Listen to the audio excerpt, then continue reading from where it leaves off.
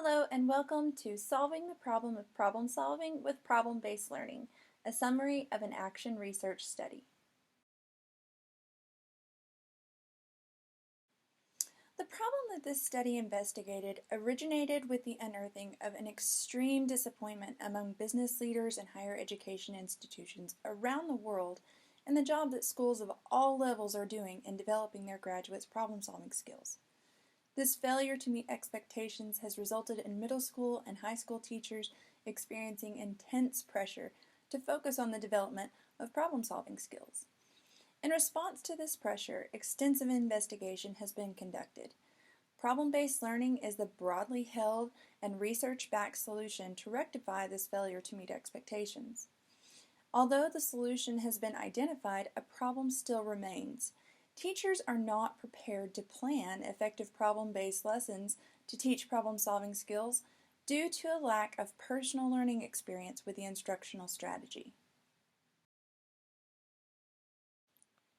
In response to the issues regarding teacher preparedness to successfully plan problem-based learning lessons, research was conducted to identify the potential benefits of problem-based learning and the current barriers that prevent teachers from its successful use.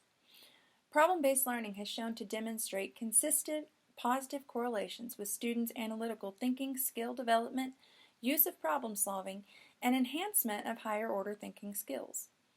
With those potential benefits in mind, researchers have identified the common thread of successful use of problem-based learning: a prepared teacher. This continued investigation examined the mental models of how teachers select instructional methods.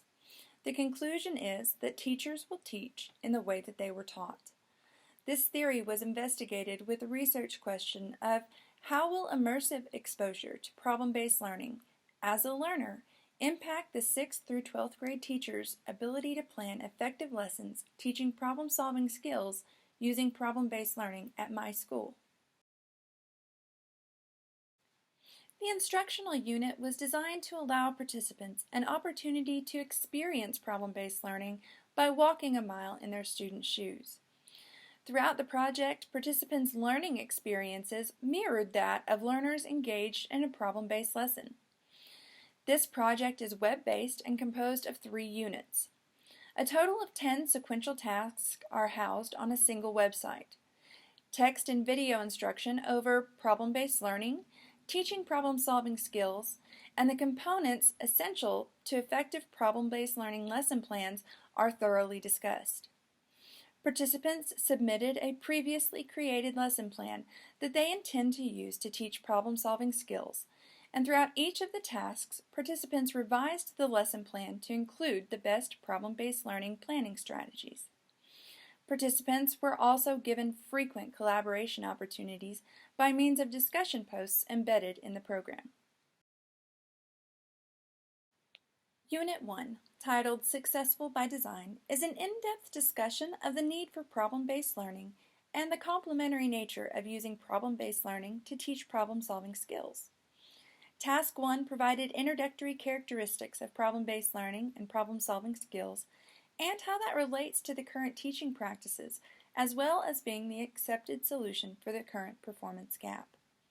Task 2 provides a brief overview of the observation rubric used to evaluate their submitted lesson plans, and an introduction to the 8 essential components of successful problem-based learning lessons. As participants proceeded to Unit 2, we took a deeper look at 6 of the 8 essential components of effective problem-based learning lessons. A thorough investigation and examination of each component provided participants with the knowledge base to move from mere theoretical knowledge of the instructional strategy to an actionable understanding that they could immediately put to use. Each task provided participants with opportunities to engage in problem-based learning as they used their constructed knowledge of the strategy to solve the problem of planning an effective lesson.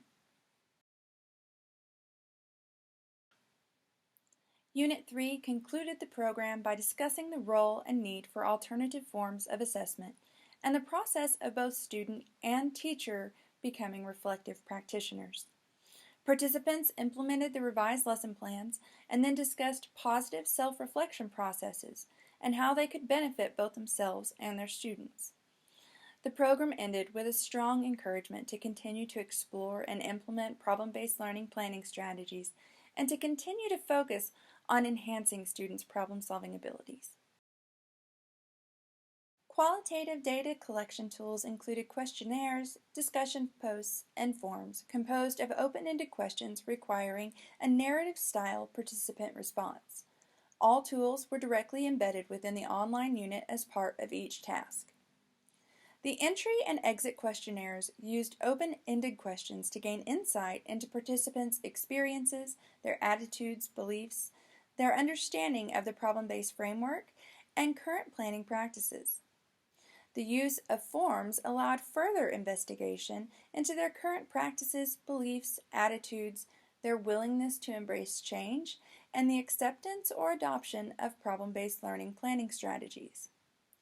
Discussion posts were also used to collect qualitative data by providing collaboration opportunities for participants to expand their narrative and allow for deeper insight into their metacognitive processes and growth and development of their planning practices.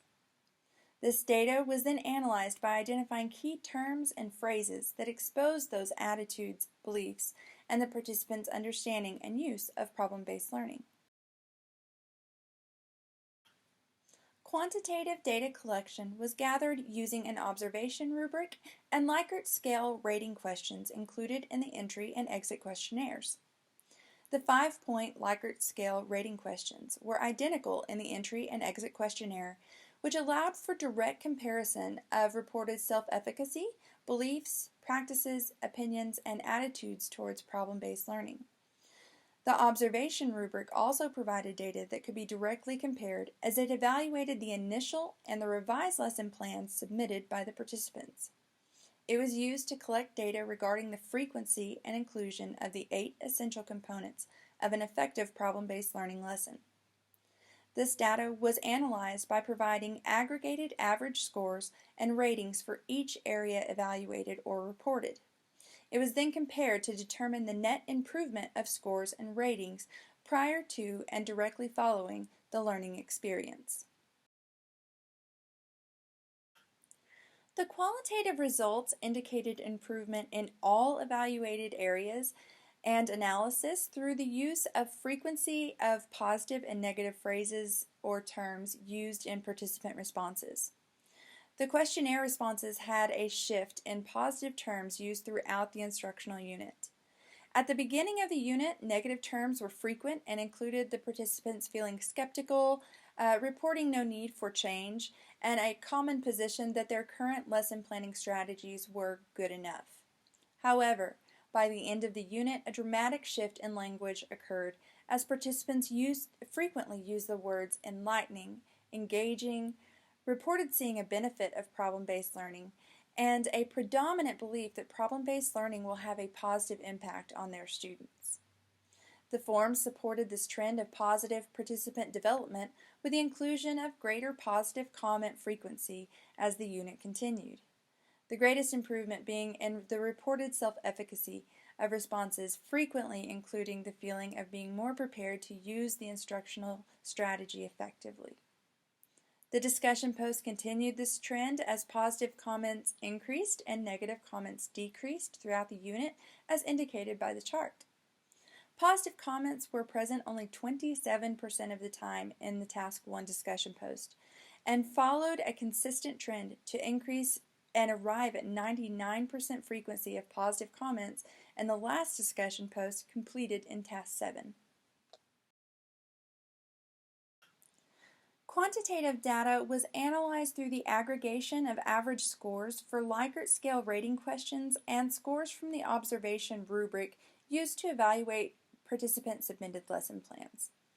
The average observation scores increased by 1.07 points in total, but all areas of evaluation were consistent with positive development.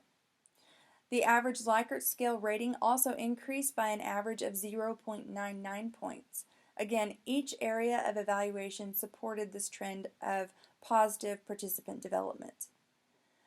This quantitative data was used to triangulate and support the qualitative data previously discussed to ensure the validity of the positive result. The data suggests that having a learning experience with problem-based learning has on a teacher's ability to plan effective lessons with the instructional strategy. The results support the conclusion that a learning experience with problem-based learning has a direct positive impact on a teacher's ability and preparedness to use effective planning practices for problem-based learning lessons to teach problem-solving skills. This conclusion is supported by the increase in all areas evaluated, the increased reported self-efficacy, and deepening of participant understanding and knowledge of the instructional strategy. Further, participants reported that they intend to use these planning practices with increased frequency when teaching problem-solving skills and demonstrated a strong belief that problem-based learning will greatly benefit their students' future success as they enter the workforce or a higher education institution. As with any research study, this one has strengths and weaknesses. The strength of this particular study is found in its holistic perspective. By depending on open-ended questions, the narrative responses that participants provided gave metacognitive insight. It allowed participants to share beliefs and attitudes and practices along with investigation of espoused theory for both the group and the individuals. It gave us a snapshot of their internal dialogue, their motivating factors, and reasoning process that is absolutely vital to track metacognitive growth. Further, the presence of both qualitative and quantitative data allowed for triangulation of the positive results to provide program validity. The weakness of this study is inherent to most action science research. There's a lack of ability to limit the effect of confounding variables. Participant characteristics such as years of experience and knowledge of the problem-based learning framework, and motivational factors could not be controlled for. This weakness was addressed, however, by using only aggregated analysis for all participant responses, ratings, and scores. However, due to the limited number of participants, it is possible that the confounding variables may have skewed the results of this study. The knowledge generated in this study most certainly has implications for further investigation. As planning an effective problem-based learning lesson is only the starting point for its successful use to enhance students' problem-solving abilities, teachers need further support in acquiring the implementation and assessment skills. Due to the positive results a learning experience had on teacher development, this element should be included as the framework to assist them in gathering the remaining skills needed to see a lesson through to completion. By providing consistent, continued exposure to learning experiences, problem-based learning will become embedded into the teacher's mental model and practices of teaching and learning. This ensures that problem-based learning is in their toolbox to draw upon when they teach in the way they were taught.